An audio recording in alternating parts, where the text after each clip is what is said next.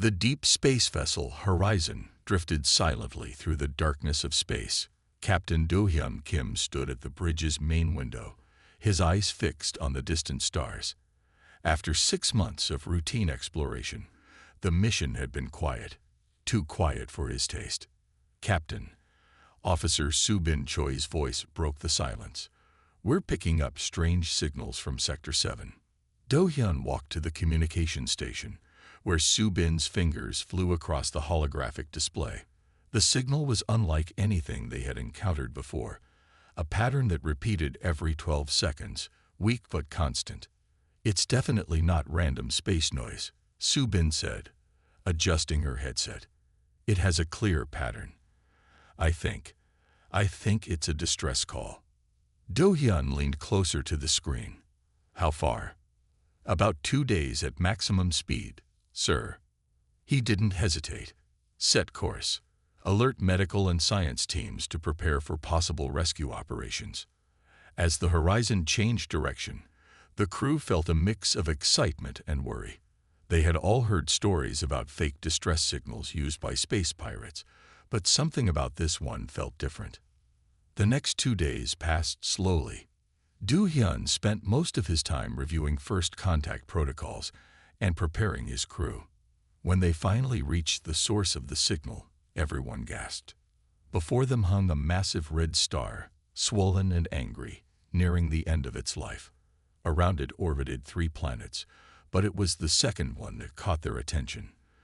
Despite the dying star, they could see signs of civilization, lights dotting the dark side of the planet, and orbital stations scattered around it. "Life signs?" Do-hyun asked. Dr. Hae-Nul Lee, their chief medical officer, studied her screens. "Yes, but they're unlike anything in our database. The readings suggest some kind of plant-based life form, advanced enough to build cities, but their biological structure is incredibly delicate." The Horizon moved closer, and soon they received a proper transmission. The universal translator took a few minutes to process it, but when it did, a gentle voice filled the bridge. "To any who hear us, we are the Nurtury. Our star dies, and with it, our people. We have asked many for help, but all have turned away. If anyone receives this message, please, we only wish to survive." The voice was neither male nor female, but carried a deep sadness that touched everyone who heard it. Do-hyun looked at his crew's faces and saw his own emotions reflected there. "Open a channel," he ordered. When the connection was established, Do-hyun spoke clearly and calmly. "This is Captain Do-hyun Kim of the Earth vessel Horizon. We've received your distress call, and we're here to help." There was a long pause before the response came. "Earth, humans, we have heard of your species, young but growing. Are you certain you wish to help? Others have made promises before, only to leave when they learned of our needs. Tell us what you need," Do-hyun said firmly. "Then we'll decide." The Nurtury agreed to allow a small team to visit their main city. As Do-hyun led the away team in their environmental suits, he got his first look at the Nurtury.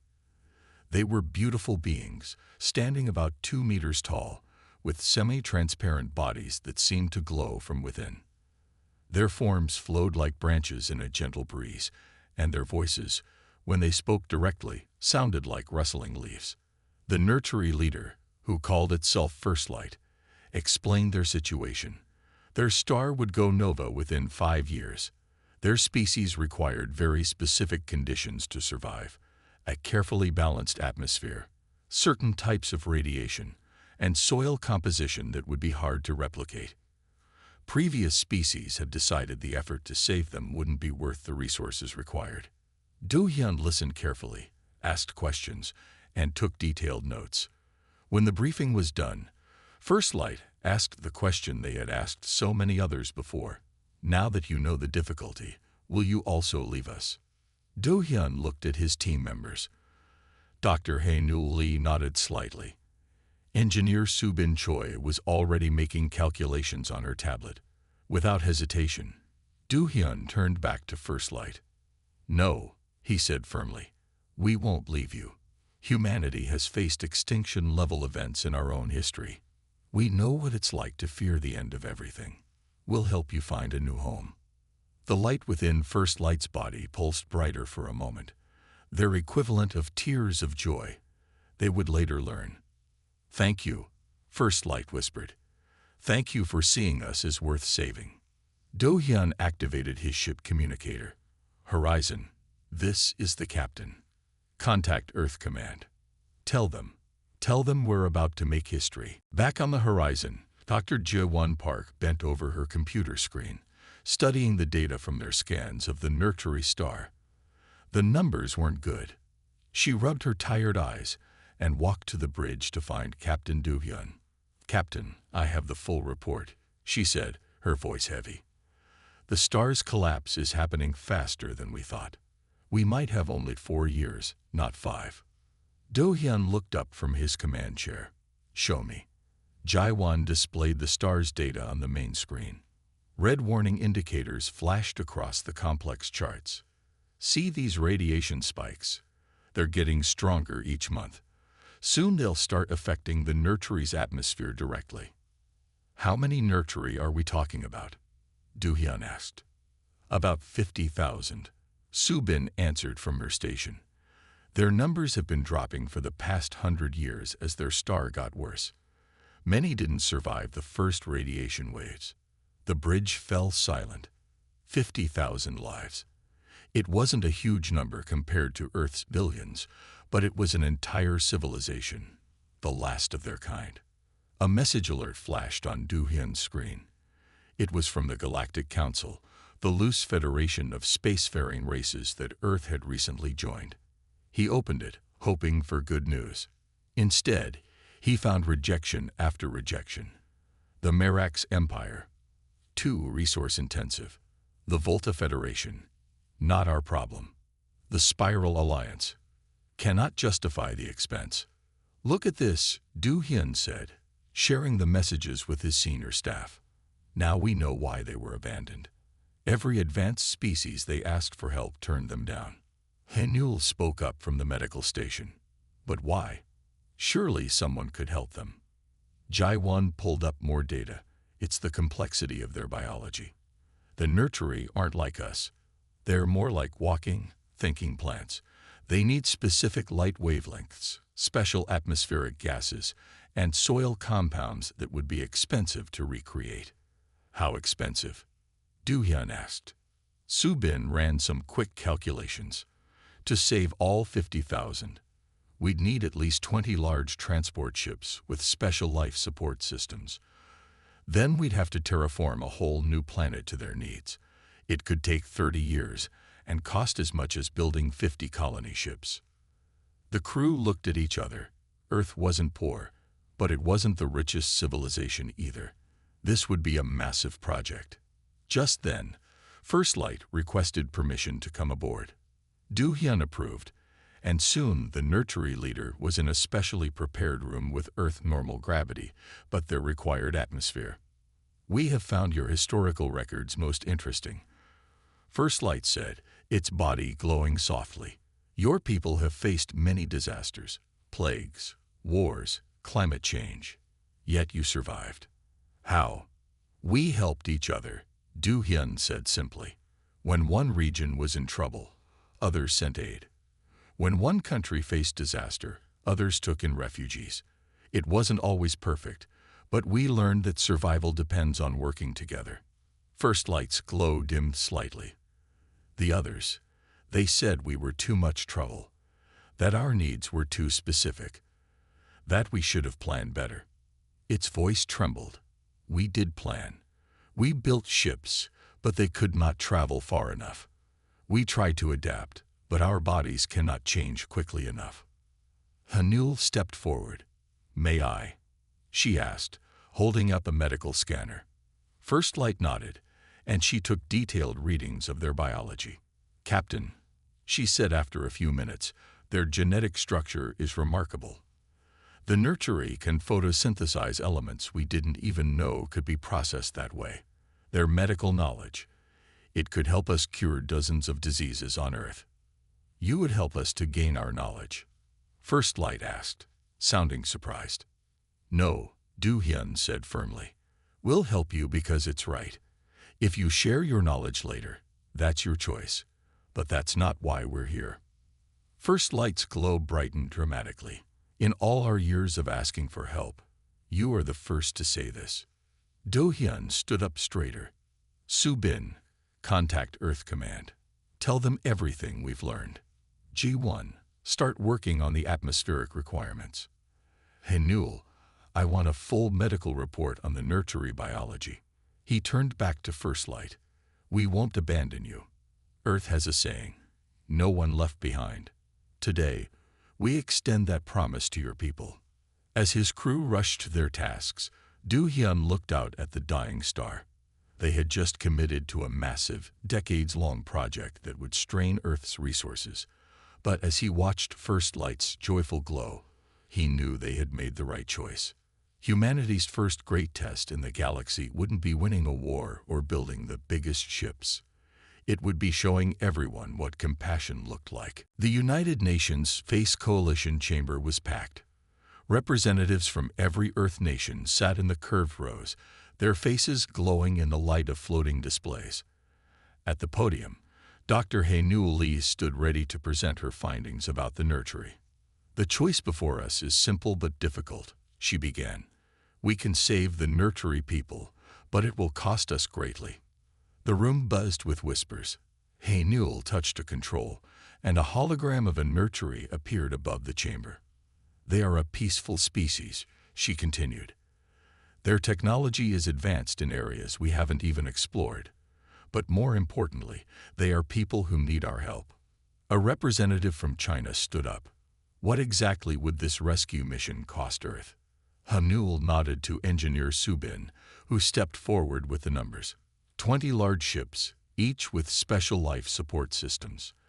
A new planet would need to be terraformed. The project would take 30 years and use resources we had planned for our own colonies. The chamber erupted in debate. Some argued it was too expensive. Others said Earth had its own problems to solve first. A few suggested taking in only the brightest nurtury scientists instead of the whole population. Captain Do Hyun, sitting in the front row, listened to it all with a heavy heart. Then he saw someone raise their hand. It was Yi Jun, the youngest representative, from South Korea. May I speak? Yi Jun asked. When given permission, he stood. My grandmother used to tell me stories about the Korean War. She was just a child when her village was burning. Foreign soldiers, Americans, British, Turkish, they came to help our country when they didn't have to. They helped because it was right. He paused. Now we have a chance to do the same for others. The chamber grew quiet. An older representative from Kenya stood next. My people know what it means to face extinction. We almost lost our elephants, our rhinos. The world helped us save them. Now we are asked to save not animals, but thinking beings who can enrich our understanding of the universe. More representatives began to speak up. They shared stories of times when humanity came together. During natural disasters, famines, refugee crises. Dr. Haenul brought up another image, this time of nurtury children in their school. Their bodies glowed with soft colors as they learned. They're not just numbers on a page, she said. They're families, children, people who want to live. The UN Secretary General called for a vote. The tension in the room was thick as everyone made their choice. As the results came in, Do Hyun held his breath. Then the numbers appeared. For helping the nurtury, 76%. Against, 24%. The chamber burst into applause. The Secretary General raised his hands for quiet. Humanity has made its choice, he announced. We will help the nurtury people. Let history remember this day. Not for the cost we agreed to bear, but for the lives we chose to save. Do Hyun immediately called the horizon. Tell First Light, he said. Tell them Earth has agreed to help. The response came back quickly. The nurtury had been watching the broadcast. First Light's voice trembled as it spoke. Your people argued, but they argued about how to help, not whether we deserve to live. This alone makes you different from all others we have met. Work began immediately.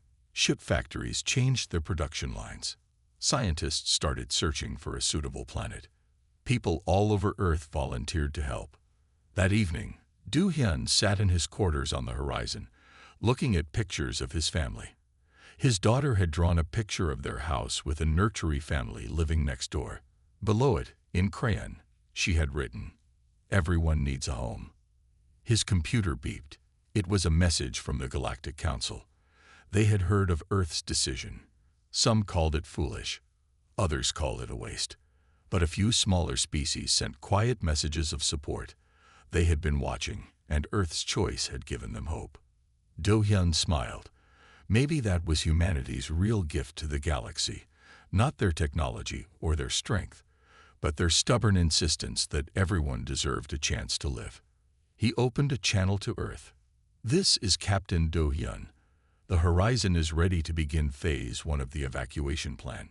As his ship prepared for the biggest rescue mission in human history, Do-hyun thought about his daughter's drawing. Sometimes the simplest truths came from children. Everyone needs a home, and everyone deserves a chance to live.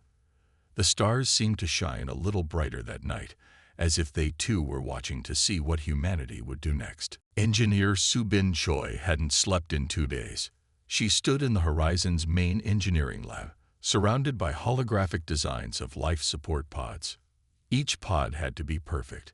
A single mistake could cost nursery lives. "The temperature control is still off by 2 degrees, she muttered, adjusting the calculations. Behind her, dozens of engineers worked at similar problems, their faces lit by blue screen light. A soft knock made her look up. Do-hyun stood in the doorway with 2 cups of coffee. "You need to rest," he said, handing her one. "Can't rest yet," Soo-bin said, taking the sip. "Each pod needs to support 5 nursery for at least 60 days. If we get it wrong." "You won't get it wrong," Do-hyun said firmly. "That's why we have the test pod ready. First Light agreed to help us try it today."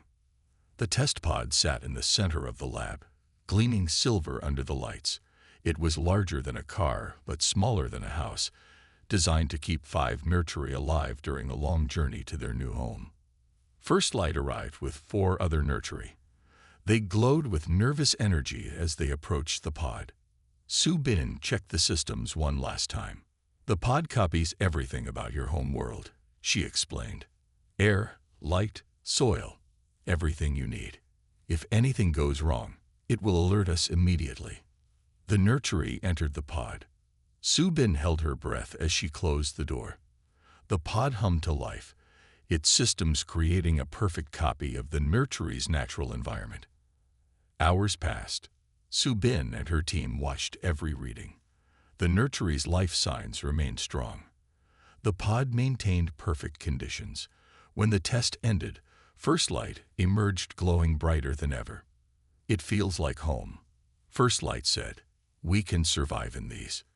The news spread quickly through the human fleet. Ship factories on Earth began mass-producing the pods. But the pods were only part of the challenge.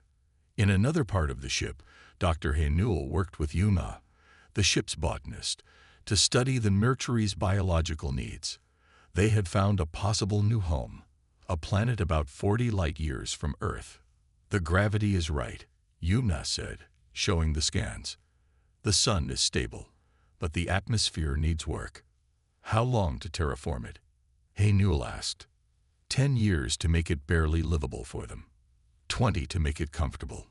Yuna pointed to different parts of the planet. "We'll need to change the air, adjust the soil chemistry, and plant specific types of vegetation. It's like building an entire ecosystem from scratch." Meanwhile, Do-hyun coordinated with the growing fleet of human ships. 20 massive vessels were being prepared. Each would carry thousands of nursery in Soo-bin's life support pods. The ships needed special modifications. Their engines had to be gentler, their corridors wider for the pods. In orbit around Earth, construction teams worked day and night. Other alien species sent observers to watch. Most still thought humans were wasting their time. but a few began to offer help, small things at first, like technical advice or spare parts. One day, a small ship arrived from the Volta Federation.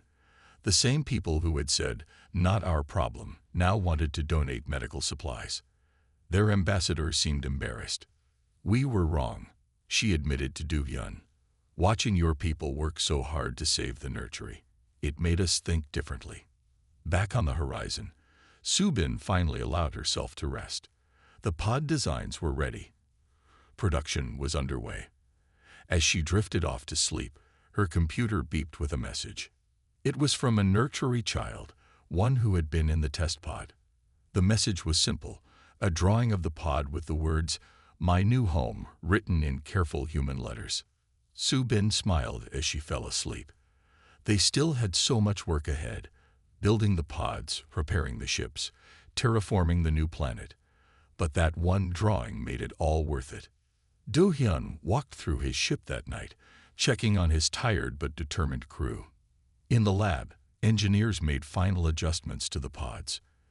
In the medical bay, doctors studied nursery biology. In the bridge, navigators plotted courses to the new planet. Everyone was tired, but no one complained. They all knew they were part of something historic, not just saving a species, but showing the galaxy what humanity stood for. "Status report," he asked his bridge crew. "Pod production at 15%, came the reply. "Fleet will be ready in 6 months. Terraforming ships launching next week." Do-hyun nodded. They were on schedule. Soon the greatest rescue mission in human history would begin. And somewhere in the galaxy, a homeless species finally had hope. Red warning lights flashed across the horizon's bridge. The nursery's dying star had just released another radiation burst, bigger than any before. Captain Do-hyun gripped his chair as the ship's shields absorbed the impact. "How much time do we have?" he asked. Jae-won checked her instruments. "The star is becoming unstable faster than we predicted. We have 3 months at most, not 4. Do-hyun pressed the fleet-wide communication button. 20 massive human ships hung in space around him, each ready to carry thousands of nursery to safety. "All ships, this is Captain Do-hyun. We're starting the evacuation now. This is not a drill." The rescue fleet sprang into action. Landing ships descended to the nursery planet's surface. Each one carried dozens of life support pods designed by Subin. On the surface, Min-ki, a young engineer, helped guide nursery families into the pods. He smiled at the children, who glowed with different colors as they entered their temporary homes. "It's just like going on a long trip," he told them in their language, which he had learned over the past months. "Think of it as a space adventure." But not everything went smoothly. Halfway through the evacuation, one of the pods malfunctioned. Min-ki rushed to check it, his heart racing. 5 nursery lives depended on that pod. "The atmospheric mixer is broken," he reported. "We need a replacement." "There are no spare parts left," someone called back. "The last one was used yesterday." Min-ki looked at the worried nursery family waiting to board. Then he had an idea. He ran to his own quarters and grabbed his personal air filter, a device that helped humans breathe in different atmospheres. Working quickly, he took it apart and used its parts to fix the pod's mixer. It wasn't perfect, but it would work. When he finished, the pod's lights turned green. The nursery family inside glowed with relief. Up in orbit, Do-hyun coordinated the massive operation. Ships took turns entering the atmosphere, loading pods and returning to space. Each landing had to be perfect. The increasingly unstable star made the planet's weather dangerous and unpredictable. "Captain," Subin called out, "Ship 7's engines are overheating. They're carrying 400 nursery." Do-hyun made a quick decision. "Horizon will take their load. Prepare our cargo bay." "But sir, we're already at maximum capacity." "Then we'll make room. Move some pods to my quarters if you have to." The crew worked tirelessly. They converted offices into pod storage, used personal quarters for extra space, and even filled the ship's recreation areas with pods. Every cubic meter of space was used. On the planet's surface, First Light helped organize its people. The nurtury moved calmly, following the evacuation plan they had practiced. But when another radiation burst hit, panic started to spread. Anul, who was helping with medical checks, saw the fear building. She grabbed her tablet and displayed pictures of the new planet being prepared for them. "Look," she said, showing them images of the terraforming progress. "Your new home is already taking shape. We just need to get you there safely." Her words helped calm the crowd. The evacuation continued, pod by pod, family by family. After 3 weeks of non-stop work, Min-Ki looked at his checklist. "Last group boarding now," he reported. Do-hyun watched from the bridge as the final landing ship lifted off. Behind it, the nurtury's homeworld glowed in the light of its dying star. 50,000 nurtury were now safely aboard the human fleet, each one in a pod that would keep them alive during the journey. "All ships report ready," Subin announced. "Set course for the new world," Do-hyun ordered. "Maximum safe speed." As the fleet prepared to jump to faster-than-light travel, First Light sent a message from its pod on the horizon. "Today, we leave our home forever," the message said. "But because of humanity, we do not leave without hope. You turned your ships into shelters, your rooms into sanctuaries. You gave up your comfort for our survival. We will never forget this." The fleet jumped to FTL speed just as another radiation burst erupted from the dying star. Do-hyun looked at his crowded, overloaded ship and smiled. They had done it. Every single nurtury was safe. In his cramped quarters, now filled with life support pods, he wrote in his log, "Today, humanity proved that the true measure of a civilization is not how much it has, but how much it is willing to give up to help others." The real work of building a new home still lay ahead, but the hardest part was done. A species that everyone else had abandoned was now under humanity's protection, sailing through space toward a new beginning. After 6 months of space travel, the human fleet finally reached the new planet. Do-hyun stood at the horizon's main window, looking down at the world that would become the nurtury's new home.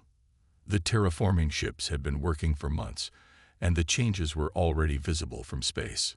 "It's beautiful," First Light said, standing beside him in a special atmospheric suit that let them leave their pod for short periods.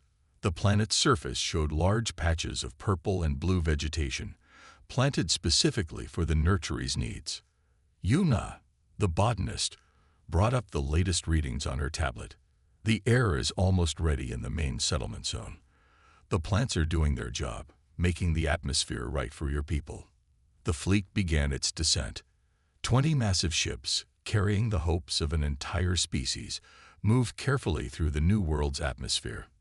They landed in a wide valley that the terraforming teams had prepared. Do-hyun addressed all ships. "Begin pod transfer sequence. Remember, slow and steady. These people have waited long enough. Let's not rush and make mistakes now." One by one, the life support pods were moved from the ships to temporary shelters on the surface. The shelters looked like giant greenhouses, but they were filled with advanced technology that kept the conditions perfect for the nurtury. Min-Ki worked with a team to check each pod before opening it. When the first pod door opened, everyone held their breath. A nurtury family stepped out, their bodies glowing brightly as they touched the soil of their new world for the first time. "The soil, it feels like home," one of them said, their voice full of wonder. More pods opened. More nurtury emerged. Some cried with joy, their tears looking like sparkles of light falling from their bodies. Others simply stood still, feeling the sun on their skin. Subin checked her readings. "Environmental systems are stable. The air processors are working perfectly." But there was still much work to do. Human engineers and nurtury builders worked together to construct the first city. They used designs that mixed nurtury architecture with human technology. The buildings seemed to grow from the ground like crystal trees, filled with spaces for both species to live and work together. Hamnul had set up a medical center where she studied how the nursery were adapting to their new home. Their health is actually improving, she reported to Du-hyun. The special plants we grew here are even better for them than the ones on their old world. One day, while checking on the construction, Du-hyun found First Light teaching a group of human children who had come with the terraforming teams. The nursery leader was showing them how to feel the vibrations in plants to know if they were healthy. Your children learn quickly, First Light said to Du-hyun. They don't care that we look different. To them, we're just people. The nursery shared their knowledge freely with the humans. They taught them about plants that could clean polluted water, about ways to communicate with trees, and about medicines that could heal without surgery. 3 months after landing, the first permanent houses were ready. Du-hyun watched as nursery families moved into their new homes. The houses were alive, built from special plants that grew into walls and rooms, yet strong as steel. Captain, First Light called to him. Come see this. In a nearby field, something amazing was happening. Nursery children were playing with human children. The humans had made up a game where the nursery would glow in different patterns, and the human kids would try to copy the patterns with small lights they carried. On our old world, First Light said, we thought we were alone in our care for other living things. We thought no one else would understand us. We were wrong. News of the successful relocation spread through the galaxy. Ships from other species began to arrive, not to help now, but to learn. They saw how humans and nursery worked together, how they shared knowledge and resources, how they made something new and beautiful together. That evening, Du-hyun wrote in his log, the nursery taught us that being advanced doesn't just mean having powerful ships or advanced weapons. Sometimes it means knowing when to help, when to listen, and when to learn from those we help. As the sun set on the new world, its light shining through the crystal-like buildings of the new city, both humans and nursery gathered for a celebration. They had done more than save a species. They had proved that compassion could build bridges across the stars. And in the night sky above them, the first stars began to shine on a world where two very different peoples had become one family. 1 year after the nursery settled on their new world, a large ship arrived from the Galactic Council. The ship was bigger than any human vessel, decorated with the symbols of the most powerful alien species in the galaxy. Du-hyun, who now served as Earth's ambassador to the nursery, waited at the spaceport with First Light. They watched as important representatives from 12 major alien civilizations stepped out of their ship. The leader of the delegation was a tall being from the Merax Empire, the same empire that had first refused to help the nursery. She looked uncomfortable as she approached. We have come, she announced, to admit we were wrong. First Light glowed softly, saying nothing. Du-hyun stood quietly beside his friend, waiting to hear more. The Merax leader continued. We thought saving the nursery would be a waste of resources. We calculated only the cost, not the value. But you humans, she paused, looking at the beautiful city behind them. You showed us what we have forgotten. Other representatives stepped forward. Each had brought something. Technology, resources, offers of trade agreements. They all wanted to help now, after seeing what humans and nursery had built together. Thank you, First Light said politely. But we don't need charity. What we needed was help when we were dying. The humans gave us that without asking for anything in return. Later that day, Du-hyun sat in his office, reading messages from Earth. The nursery's botanical knowledge had already helped solve food shortages in 3 countries. Their understanding of plants had led to new medicines that could cure diseases humans had struggled with for centuries. Subin burst into his office, excited. Captain, you need to see this. She led him to the Science Center, where nursery and human scientists worked together. They had made an amazing discovery, a way to use plants to clean up pollution from the air and soil. It was better than any technology humans had invented. We never thought to try this on our old world, a nursery scientist explained. We were too busy trying to survive. But here, Working with humans, we are free to create new things. That evening, First Light called all the nurtury together. Their bodies created a beautiful light show as they gathered in the central plaza. Do-hyun and other humans watched from the edges, wondering what was happening. First Light's voice carried across the crowd. Today, we send a message to the stars. Not a cry for help, like before, but a song of gratitude. 50,000 nurtury began to glow in harmony. Their lights pulsed and danced, creating patterns that told their story. The death of their old star, the rejection by other species, and the humans who came to help. The light show was so bright it could be seen from space. The Galactic Council representatives, watching from their ship, fell silent in awe. Do-hyun received a message from Earth that made him smile. Other alien species, seeing how humans had helped the nurtury, were now asking Earth to join their trade agreements. Some even wanted humans to help solve their problems. They don't understand yet, do they? First Light said, reading the message over Do-hyun's shoulder. They think humans helped us to gain something. What did we gain? Do-hyun asked, curious about First Light's view. You gained us, First Light said simply. Not as servants or debtors, but as friends. As equals. That is worth more than all the trade agreements in the galaxy. News spread across the stars about the strange young species called humans who had spent so much to save so few. Some still called it foolish. But more and more beings began to watch Earth with interest, wondering what these humans would do next. That night, Do-hyun walked through the city streets. Human children played among the glowing gardens, while nurtury adults taught them about the plants. In research labs, scientists of both species worked together to solve problems. In homes, families shared meals and stories.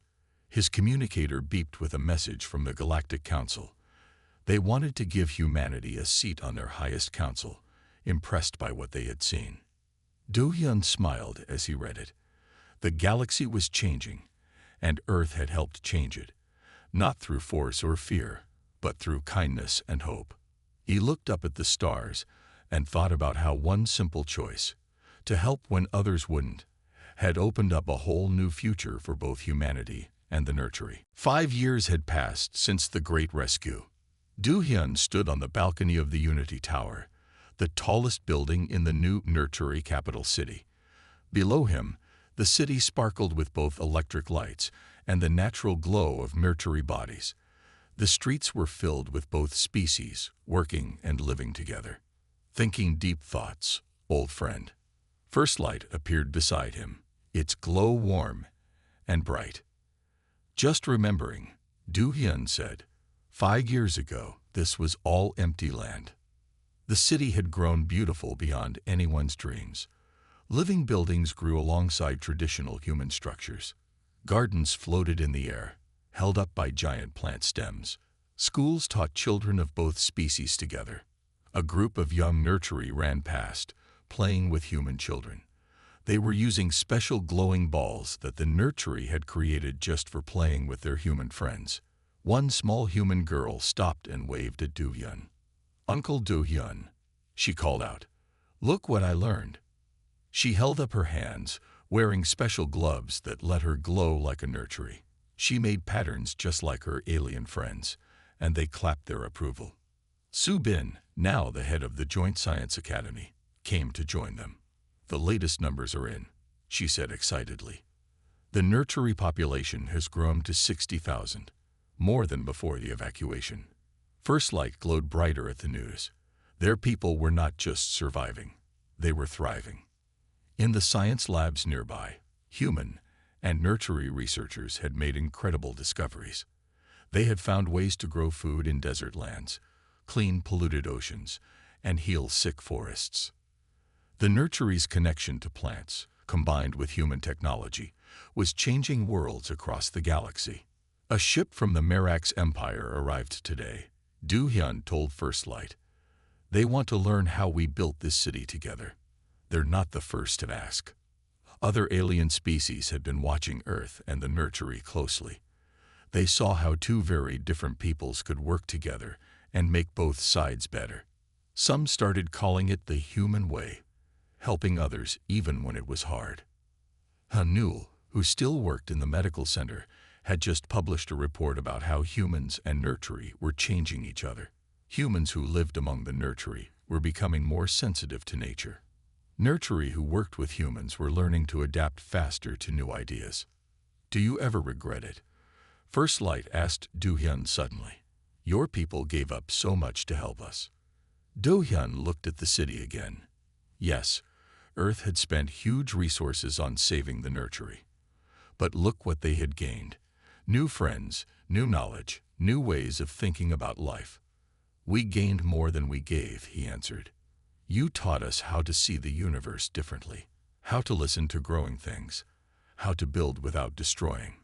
A noise from above made them look up. A new ship was landing. The first starship built together by humans and nurtury. It was powered by living plants but guided by human computers. Inside, its crew was mixed, humans and nurtury working together to explore space. Min Ki, now a ship designer, had helped build it. It's better than anything either of us could make alone, he had said at the launch ceremony.